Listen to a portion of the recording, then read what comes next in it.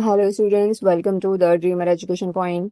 आज हम क्लास 6 की हिंदी मल्हार बुक का सेकंड चैप्टर करने वाले हैं। चैप्टर का नाम है गोल। और ये जो चैप्टर है इन्हें लिखा है मेजर ध्यानचंद जी ने।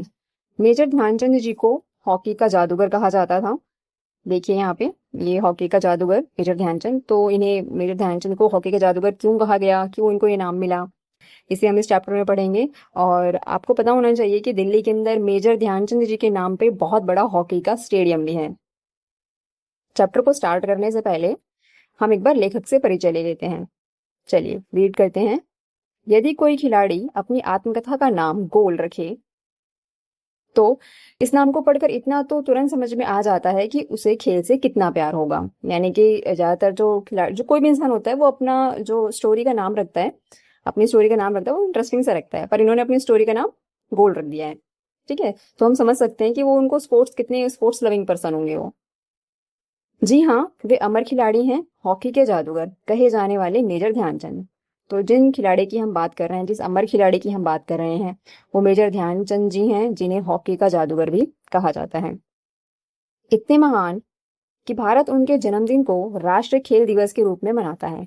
अब इंडिया के अंदर आपको सबको पता है राष्ट्रीय खेल दिवस मनाया जाता है। तो वो मनाया जाता है 29 अगस्त। ठीक है, और ये उनकी बर्थ डेट है, मेजर ध्यानचंद जी की बर्थ डेट है 29 अगस्त 1905। ठीक है, तो आप समझ गए होंगे कि उन्हीं के जन्मदिन को राष्ट्रीय खेल दिवस के रूप में मनाया जाता है, जिससे लाखों भारतवासी उनके जीवन से प्रेरणा ले सकें।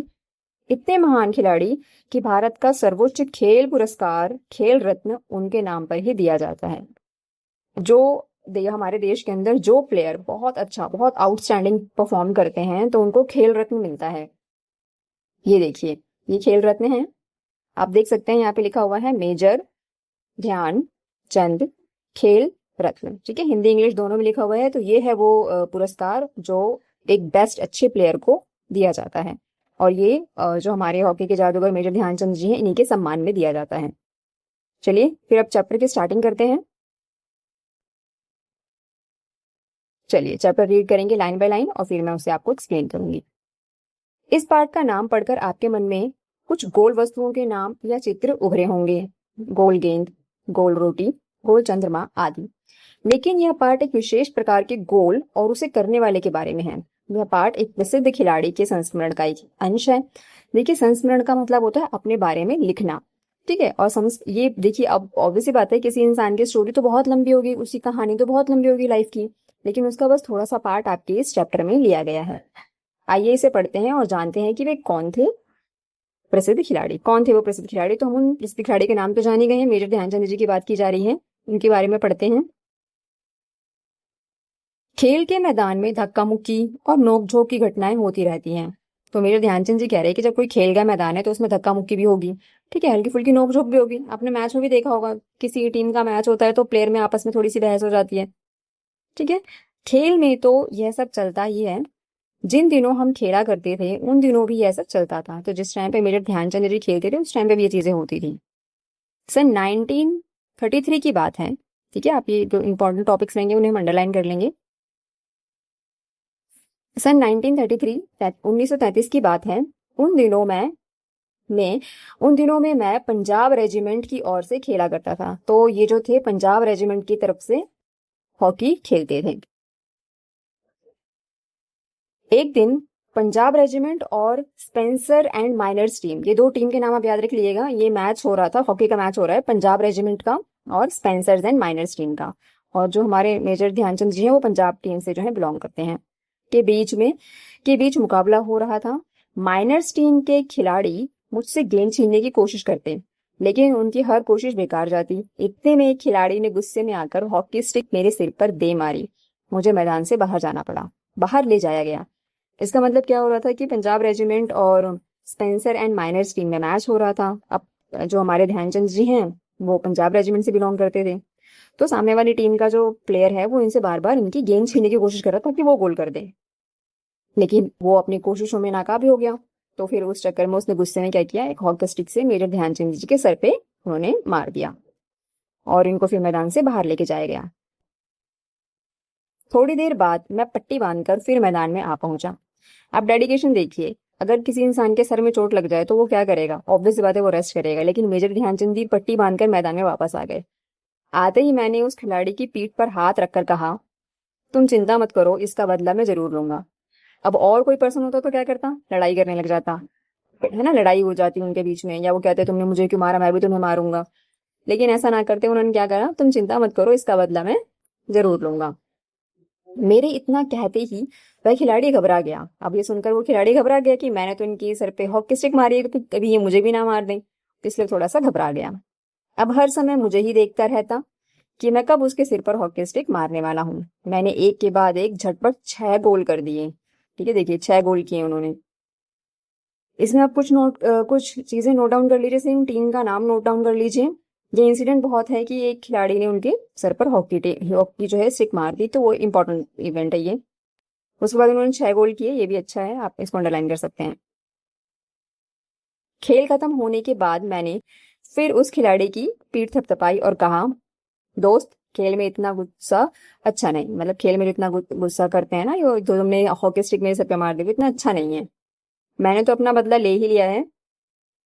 अगर तुम मुझे हॉकी नहीं मारते तो शायद मैं तुम्हें 2 ही गोल से हराता। यानी यहाँ पे ध्यानचंद जी क्या कह रहे हैं कि मैं तो तुम्हें हराता, लेकिन अगर तुम वॉयलेंट नहीं होते ना, तुम इसमें मुझे मारते नहीं, तो मैं तुम्हें सिर्फ 2 ही गोल से हराता। तुमने मुझे मारा और मैंने बदले में तुम्हें 6 गोल से हराया। वह खिलाड़ी सचमुच बड़ा शर्मिंदा हुआ। तो देखा आपने मेरा बदला लेने का ढंग। सच मानो, बुरा करने वाला आदमी हर समय इस बात से डरता रहता है कि उसके साथ भी बुराई की जाएगी। तो ये एक सीख हमें दी है कि जब हम कुछ गलत करते हैं तो हमारे अंदर डर होता है कि हमने गलत किया है तो हमारे साथ भी कुछ गलत होगा। तो यही डर की भावना उस दूसरे प्लेयर में भी थी। आगे देखिए।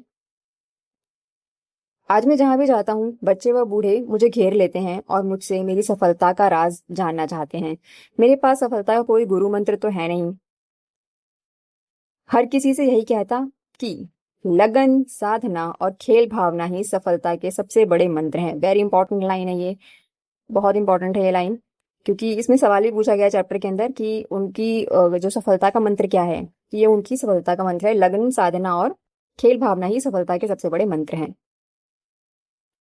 मेरा जन्म 1905 में प्रयाग के एक साधारण परिवार में हुआ। तो इनका जो जन्म है वो 1905 में प्रयाग के अंदर हुआ। प्रयाग उत्तर प्रदेश में है। साधारण परिवार था इनका। बाद में हम झांसी आकर बस गए और बाद में झांसी आके बस गए।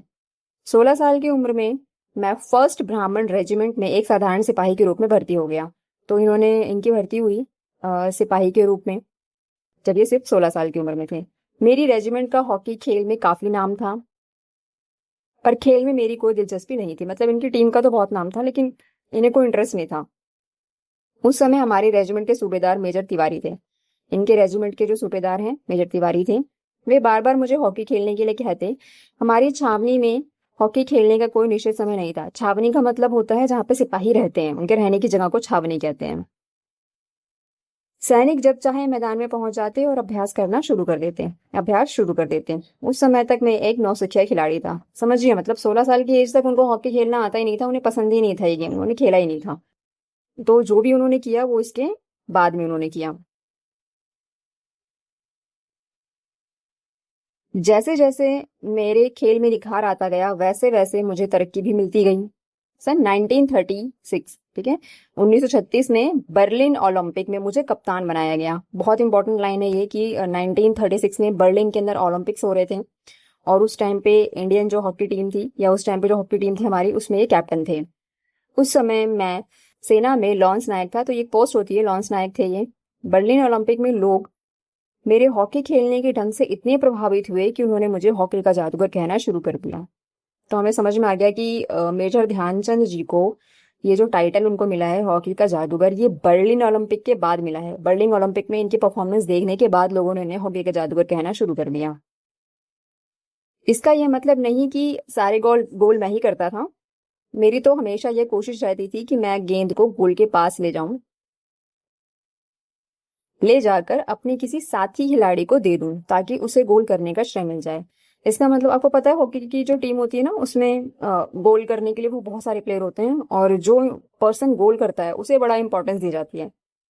तो मेजर ध्यानचंद जी क्या कहते थे, वो ये नहीं ट्राई करते थे कि सारे गोल उन्हीं को करने हो या सारे गोल का श्रेय वो खुद लेके जाएं। वो गोल को मतलब कि पूरा आगे तक लेके जाते थे और लास्ट में गोल करने के टाइम पे वो किसी प्लेयर को देते थे ताकि उनका भी नाम आए।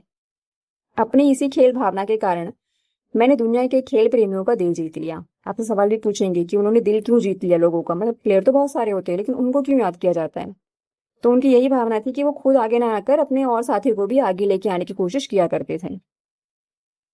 अपनी इसी खेल भावना के कारण मैंने दुनिया के खेल प्रेमियों का दिल जीत लिया। बर्लिन ओलंपिक में हमें स्वर्ण पदक मिला।